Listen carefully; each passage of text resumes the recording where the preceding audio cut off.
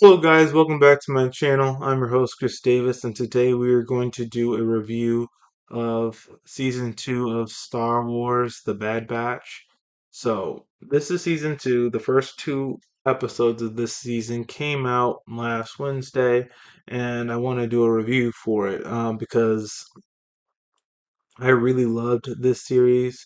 I think I may have done a couple of videos on it. If so, I'll have the end cards somewhere on here, or I'll have it on the end screen. But I really enjoyed this series. It's a spin-off slash continuation of Star Wars: The Clone Wars. Um, one of like my most favorite like Star Wars series. Um, but with that being said, let's get into the review. So with episode one, we are reintroduced to the Bad Batch, Clone Force 99, I believe that's their name, and Hunter, Wrecker, Echo are trying to escape from this island, and all these giant crabs are after them. And then we have Omega and Tech uh, rescuing them, and then they go back to Sid. And then this is where everything gets super interesting. When they go back to Sid, they learn that the Empire is taking stuff from Count Dooku's palace. So it's supposed to be super expensive, super lucrative, and stuff. And Sid wants to send them to get some of that stuff from Count Dooku's palace because he was a separatist leader and everything. And here's the thing: the Clone Force 99 doesn't have to get everything. Just one containment unit will give them like the life they need. They won't have to use Sid to for jobs and to get money. They'll have more than enough to disappear and get away from the Empire. And first, Hunter is reluctant to do it, but he gives in for really because of like Omega. He looks at Omega and he doesn't want her to have a life where she's on the run, um, oh, looking over her shoulder, worried about the Empire. He wants her to have like a normal life as much as possible.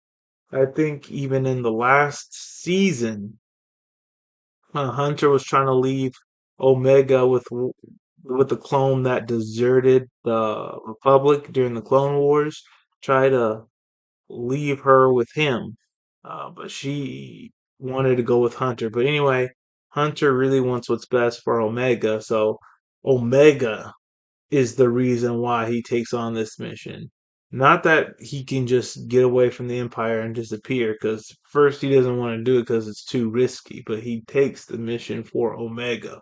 And then Omega is really determined to complete this mission because she overhears Echo saying, well, not Echo, but Hunter saying that this would, if we get this mission, if we complete it, it will really help Omega. So Omega has a strong desire to fulfill this mission because she doesn't want to be a burden to the rest of Clone Force 99. Anyway, they go to this planet. Uh, they are it's super tight. Regular clones are patrolling, and the mission does not go according to plan. Really, Wrecker kind of blew their cover by knocking someone out. He didn't report in, just like Tex said uh, would happen, and that's when everything goes haywire.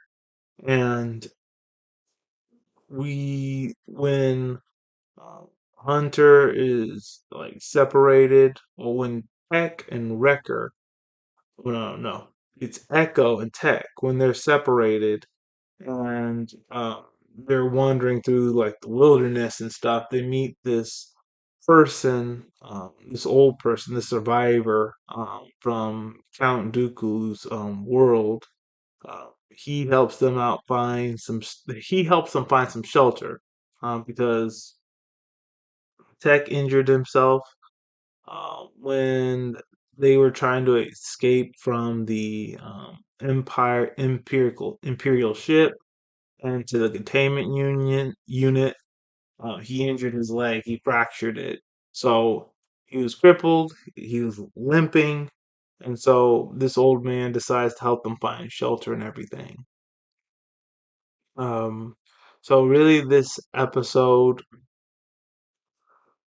it was really like focusing on Omega, but I say it was also really focusing on, uh, well, really it was focusing on everyone, but I think the main ones was Omega, Tech, and Echo.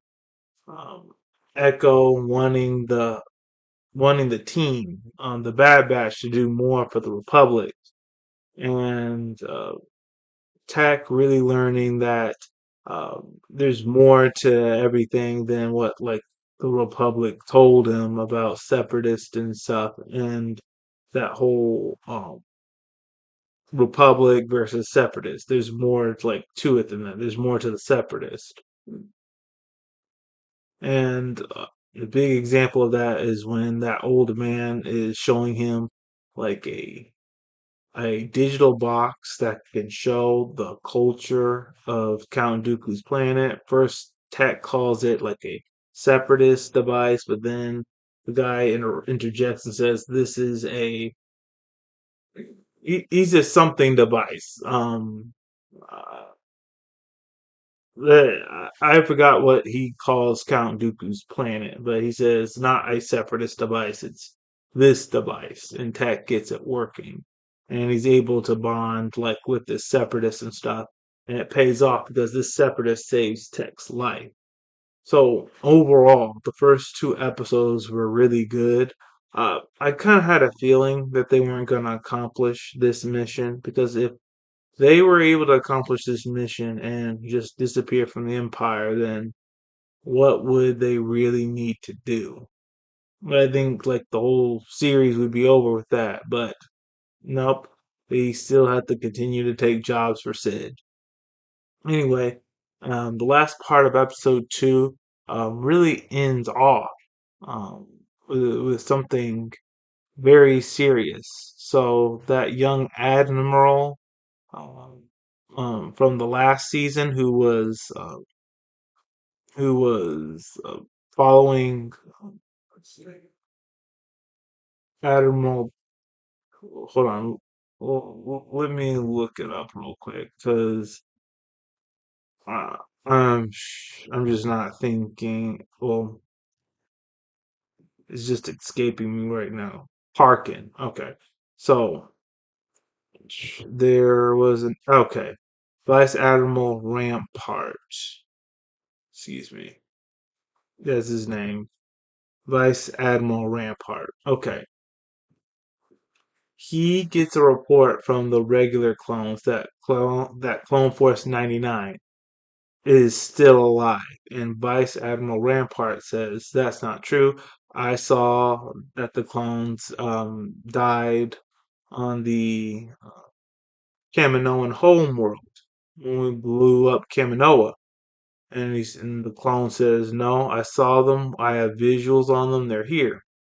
And then Vice Admiral Rampart tells him, "Hey, I need you to falsify this report because if Tarkin learns that I didn't kill these people, that I thought they were dead, but they were like still alive, that's gonna end my career." And then the clone says, "Look, I'm not falsifying any reports," and that's when Vice Admiral Rampart kills him. So that's where the show ends. Well, not the show, but uh, that's where episode two ends. Now, Vice Admiral Rampart knows uh, that Clone Force 99 is alive, and we'll see because there's a lot of ways they can go with this. They can go with Vice Admiral Rampart lying to Tarkin, and then Tarkin figures out on his own that Clone Force 99 is around, or like if he figures that out for himself, then what's gonna happen to Vice Admiral Rampart? So it is very interesting. I'm definitely hooked. And I am definitely gonna watch the next episode that's coming out this Wednesday. So that's all we have for today. If you liked what I had to share, please hit the like button, hit subscribe, share this video with all your friends, and all of you. Have a great day.